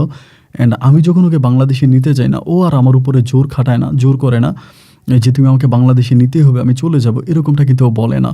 অনেকটা ভালো হয়ে যায় এবং ভালো হয়ে যাওয়ার পরে পুনরায় আমার ওয়াইফের ঘরে আমার আরেকটা কন্যা সন্তান হয়, আমার আরেকটা মেয়ে কন্যা সন্তান। এবং মেয়ে কন্যা সন্তানটা হওয়ার পরে আমি কিন্তু আর চার্চে যেতাম না, মানে আমার ওই বৌদ্ধ বিহারে আমি যেতাম না, আমি মুদির দোকান চালাতাম, আমার মেয়েটাকে রাখতাম। এমন করতে করতে আমার মেয়েটাকে আমি শ্রীলঙ্কাতে বড় করি। আমার মেয়েটার বয়স যখন প্রায় আপনার 1.5 বছরের কাছাকাছি অবস্থায় আমার মেয়েটাকে একদিন দুপুরবেলা, মানে শীতের কাল ছিল, শীতের সময় আমার মেয়েটাকে আমার বউ গোসল করে আমাদের শ্রীলঙ্কার যে বাসাতে আমরা থাকতাম ওই বাসার সামনে রোদের মধ্যে আমার মেয়েটাকে শোয়ায় রাখে আমার বউ। এবং শুয়ে রাখা অবস্থায় হঠাৎ করে আমার ভিতরে কেমন জানি মনে হচ্ছে যে আমার পরিবারের কারো অনেক বড় ধরনের কোনো ক্ষতি হয়ে গেছে। এই ধরনের কোনো কিছু আমি তখন বুঝতে পারি যে কোনো বড় ধরনের ক্ষতি হয়েছে। এইটা জানার পর আমার ভিতরে খবর হয়ে যায় যে কিছু হচ্ছে আমার পরিবারে। আমি তখন এই দোকানটা খোলা রেখেই আমার বাড়ির দিকে, আমার বাসার দিকে দৌড়ে, এবং দৌড়ানোর পর আমি যেটা দেখতে পাই যে আমার মেয়েটার মুখ থেকে রক্ত বেরোচ্ছে।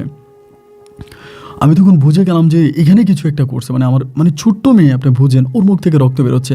আমি দৌড়ে গিয়ে ওকে ধরলাম, ধরার পরে বুঝতে পারলাম যে ওর বুকের উপরে চাপ দিয়ে ধরে আছে। আমি তন্ত্র পড়তে থাকি, দোয়া পড়তে থাকি, এবং ওই দোয়া পড়তেছি, বাটিটা ছাড়তেছে না। এইটার সাথে আমার এখানে ফাইটিং হইতেছে। আমার বউ তখন এটা দেখে ফেলে এবং বউ এসে আমাকে ধরে, আমি ওইটাকে ধরি। এমন এইভাবেই যুদ্ধ করতে করতে প্রায় 25 মিনিটের মতো, 25 মিনিটস ফাইটিং করার পর আমার মেয়েটা তখন মারা যায়। এবং আমার মেয়েটা মারা যাওয়ার পর আমি চিৎকার করে বলতেছি, তুই আমার মেয়েটারে মারলি কেন? আমার মেয়েটা কি অন্যায় করছে? আমার মেয়েটা তো কোনো অপরাধ করেনি, আমার মেয়েটাকে তুই কেন মেরে ফেললি? এরকম করে চিৎকার করে কাঁদতেছে। আমার বউ তখন ডাউট করে ফেলেছি কিছু না কিছু একটা এখানে হয়েছে। তো আমিও আমার মেয়েটাকে তখন মেরে ফেলার পরে আমি তখন মুসলিম অনুযায়ী আমার মেয়েটা তখন আমি শ্রীলঙ্কাতে দাফন করি। এবং দাফন করার পরে আমার বউ তখন আমাকে বারবার জিজ্ঞেস করেছে, জুপিটার, আমার নাম তখন রাখা হচ্ছে জোবায়ের। আমি যখন মুসলিম হয়ে যাই তখন আমার নামটা জোবায়ের রাখে। তো আমাকে বলে যে, জোবায়ের, আমার কাছে সত্য কথা বলো, কি হয়েছে? কার সাথে তুমি কথা বললা? কেন তুমি বললা? এবং আমি তখন প্রচুর পরিমাণে অনুশোচনায় ভুগতে থাকি যে আমি এই অন্যায়গুলো বিগত 6টা বছর ধরে কেন করে আসলাম, এবং এই অন্যায়ের প্রতিফল হিসেবে আমাকে এরকম ভয়ঙ্কর জিনিস দেখতে হলো। আমার মেয়েটাকে মরে যেতে হলো, আমার আগের সন্তানটাও মারা গেল, আমার দুইটা মেয়ে কারণে মারা গেল। তো আমার বউ প্রতিনিয়ত আমাকে জিজ্ঞেস করতো যে, না, তুমি আমাকে সত্য কথা বলো, যে তুমি কি করতা, বা কেন তুমি এটা দেখলা, বা কি হয়েছে। একটা পর্যায়ে আমি তখন আমার বউয়ের কাছে সত্যতা স্বীকার করি যে, দেখো, এমন এমন ঘটনা, এইটা হয়েছে, এবং এইটার কারণে আমার কাছ থেকে এই জিনিসগুলো হয়েছে। আমি তখন আমার বউকে জিনিসগুলো, সত্য কথাগুলো স্বীকার করি, এবং সত্যগুলো স্বীকার করার একটা পর্যায়ে আমার বউ তখন খুবভাবে আমার উপরে টর্চার করে। টর্চার ঠিক এমন টর্চার যে আমার গায়ে হাত তোলে। এই ঘটনার 2 দিন পরে আমার বউ তখন টিকিট কেটে বাংলাদেশে চলে যায়। ও আর আমার কাছে থাকবে না, এবং ও সম্পূর্ণভাবে রাগ করে, অভিমান করে আমাকে শ্রীলঙ্কা থেকে তখন বাংলাদেশে চলে আসে। এবং বাংলাদেশে চলে আসার পর আমি তখন বড্ড অসহায় হয়ে পড়ি। দেন আমি তখন আবারও পুনরায় ওই দোকান চালাইতেছি, আমার বউর সাথে যোগাযোগ করতেছি, তুমি চলে আসো, আমি তোমাকে ছাড়া বাঁচবো না, তুমি চলে আসো। যতভাবেই তাকে বলি, সে আসবে না। একটা পর্যায়ে আমি জানতে পারি বাংলাদেশেরই কোনো একটা ছেলের সাথে ওর সম্পর্ক আবার হয়ে গেছে, এবং সেখানে ওর পরিবার ওকে বিয়ে দেবে, আমার কাছে ও আসবে না। আমি ওকে এত বেশি ভালোবাসি যেটা আমি আসলে বলে বোঝাতে পারবো না। একটা সময় আমি সেই শ্রীলঙ্কা থেকে বাংলাদেশে চলে আসি, এবং বাংলাদেশে আমি আসার পর আমি জানতে পারি যে ওর বাবা মা সব কিছু ওকে বলে দেয় যে ও এটা আমার সাথে করছে, আমার উপরে পরীকে বসে আনছে, আনার পরে 6 বছর ধরে ওই পরীটাকেও দর্শন করছে আমার উপরে এনে, এবং এই কারণে আমার প্রথম সন্তানটা মারা গেছে বাংলাদেশে, এবং আমার সেকেন্ড সন্তানটাকেও পরীরা মেরে ফেলেছে শ্রীলঙ্কাতে, এবং আমি ওর কখনো সন্তান নিতে পারবো না। যে কোনো সময় হয়তো পরীরা আমাকেও মেরে ফেলতে পারে ওর পাপের কারণে। এক পর্যায়ে ওর তখন বিয়ে ঠিক হয়ে গেছে বাংলাদেশে একটা ছেলের সাথে। আমি খুব ঝামেলা করতেছি, এবং যেদিন ওর বিয়ে, এর আগের দিন রাতের বেলায় আমি ওকে নিয়ে আসার জন্য ওদের বাসায় যাই, এবং সেই ঝামেলা করাতে ওর পরিজন মিলে তখন আমাকে ওখানে মারে। এবং সেই মায়েরা আমাকে মারে না, আমাকে এমনভাবে মারে যে আমার মনে হয় যে আমার শরীরের যে বিভিন্ন পয়েন্টের যে হাড়গুলো ছিল, আমার শরীরের হাড়গুলো মনে হয় তারা ভেঙে ফেলেছে। এবং আমি দীর্ঘদিন যাবৎ চট্টগ্রাম মেডিকেলে ছিলাম, আমাকে দেখার মতো কেউ ছিল না। এক পর্যায়ে আমি বাধ্য হয়ে আমার মায়ের সাথে যোগাযোগ করি। ওমানে তখন আমার মা তখনও ওমানে থাকতো, এবং মায়ের সাথে যোগাযোগ করার পরে মা তখন আমাকে বাংলাদেশে যায়, এবং বাংলাদেশ থেকে মা তখন আমাকে রিসিভ করে নিয়ে আসে শ্রীলঙ্কাতে। এবং শ্রীলঙ্কাতে আনার পরে শ্রীলঙ্কার মেডিকেল আমাকে ভর্তি করানো হয়। আমাকে এমনভাবে মেরেছে, আমার 2 হাতে, আমার 2 পায়ে, আমার মেরুদণ্ডে বিভিন্ন জায়গায় তারা আপনার রড ঢুকাতে হয়েছে, বা যেভাবে হচ্ছে ট্রিটমেন্ট করে, খুব হার্ডলি আমার ট্রিটমেন্টটা হয়। এবং এখন পর্যন্ত স্টিল এই পর্যন্ত আমি ঠিক সোজা হয়ে দাঁড়াতে পারি না, ঠিকমতো কোনো কাজ করতে পারি না, এবং আমার হাতে পায়ে সব জায়গায় আমি 24 ঘন্টা তাবিজ ব্যবহার করতে হয়। আমার যে বৌদ্ধ বিহারের যারা ছিলেন তারা আমাকে খুবভাবে আমাকে বলতো যে, তুমি এই তাবিজগুলো ব্যবহার করো, তা না হলে এই পরীরা তোমাকে যে কোনো সময় মেরে ফেলতে পারে। এবং একইভাবে আমার মায়ের হাতেও তাবিজ পরায় রাখি। আমার মাকে ওরা খুব ডিস্টার্ব করে, মায়ের কাজে গেলে মাকে ক্ষতি করে, আমাকেও বিভিন্নভাবে মারে, বিভিন্নভাবে টর্চার করে। আমি হাতে পায়ে তাবিজ রাখি, আমার মাও হাতে পায়ে তাবিজ রাখে। অবস্থাটা ঠিক এরকম একটা হয়েছে, আমি ঠিক এই বয়সে এখনও আমার মায়ের ইনকামের উপরে তাকিয়ে থাকি। আমার মা স্যালারি পেলে আমার জন্য শ্রীলঙ্কাতে টাকা পাঠায় এবং সেই টাকা আমি খাই। আমি কোনো দোকানে বসতে পারি না, কোনো ব্যবসা করতে পারি না, 10 মিনিট কোথাও বসে থাকতে পারি না, আবার শুয়েও থাকতে পারি না। এই শোয়া বসার মাধ্যমে আমার সময়গুলো কাটতেছে। বর্তমানে আমার পরিস্থিতি এমন একটা পর্যায়ে আমার মনে হয় যে ভিক্ষা করা ছাড়া আমার কাছে আর কোনো পথ খোলা নেই। আমার মায়ের অনেক বয়স হয়েছে, আগের মতো মার কোনো কাজ করতে পারে না। মাও হয়তো যে কোনো সময় শ্রীলঙ্কাতে ব্যাক করে চলে আসবে, আমার আম্মার আর ভিসা লাগাবে না, কারণ আমার বয়স হয়ে গেছে। এরপরে আমার বাকি জীবনটা কিভাবে কাটবে সেটা একমাত্র আমার ঈশ্বর আর আপনার আল্লাহ ভালো জানে। বর্তমানে আমি খুব অলস সময় কাটাচ্ছি। এমন সময় আমি কিন্তু বাংলাদেশি ভিডিও, বাংলাদেশের ব্লগ ভিডিও, বাংলাদেশের বিভিন্ন স্যাড ভিডিও, বাংলাদেশি গান আমি কিন্তু এগুলো শুনি, আমার ভালো লাগে। যেহেতু আমার ওয়াইফ বাংলাদেশি ছিল একটা পর্যায়ে, এখনকার আমি এরকম ভিডিওগুলো দেখতে দেখতে একটা সময় আমি আপনার ভিডিওটা পেলাম এবং আপনার ভিডিওটা দেখার পরে আমার কাছে মনে হলো যে আমার জীবনে ঘটে যাওয়া ঘটনাগুলো আমি আপনার চ্যানেলের মাধ্যমে গোটা দেশ ও জাতির কাছে তুলে ধরতে চাই। যার জন্য আমি আপনার দ্বারস্থ হলাম এবং ইমেলকে ব্যবহার করে আমি আমার জীবনে ঘটে যাওয়া অনাকাঙ্ক্ষিত ঘটনাগুলো আপনার সাথে শেয়ার করলাম। আপন ভাই, শ্রীলঙ্কার এক ছেলে আমি, আমার মুসলিম নাম জোবায়ের এবং আমার বৌদ্ধ নাম জুপিটার। যদি আপনি পারেন আমার এই গল্পটা প্রচার করবেন এবং আমার গল্পটা প্রচার করে বাংলাদেশ সহ বিভিন্ন দেশে থাকা বিভিন্ন তান্ত্রিকদেরকে আপনি একটু সতর্ক করবেন। অনেক এরকম আমি দেখেছি বাংলাদেশে থাকা অবস্থায় বিভিন্ন মহিলাদেরকে জিনে ধরলে তান্ত্রিকরা তাদেরকে ব্যবহার করে, তাদের সাথে খারাপ কাজ করে, এরকম অনেক দৃশ্য আমি দেখেছি এবং আমার দৃষ্টিতে শ্রীলঙ্কার চেয়েও বাংলাদেশের তান্ত্রিকগুলো আরও বেশি খারাপ হয়। আমি আমার গল্পের মাধ্যমে সমস্ত তান্ত্রিকদেরকে সতর্ক করতে চাই এবং আপনার মাধ্যমে আমার গল্পটা আমি প্রচার করতে চাই। আপন ভাই, আমার বউকে আমি এখনও অসম্ভব ভালোবাসি, ইফতিকে আমি ভালোবাসি। অবশ্যই আমার ইফতির জন্য দোয়া করবেন। আপনার ধর্ম অনুযায়ী ইফতি যেন ভালো থাকে এবং দিন শেষে সে যেন আল্লাহ তাআলার কাছে ভালোভাবে গিয়ে জান্নাতে থাকতে পারে। আপনি ভালো থাকবেন, সবাই সবার জন্য দোয়া করবেন। আসসালামু আলাইকুম, আল্লাহ হাফেজ।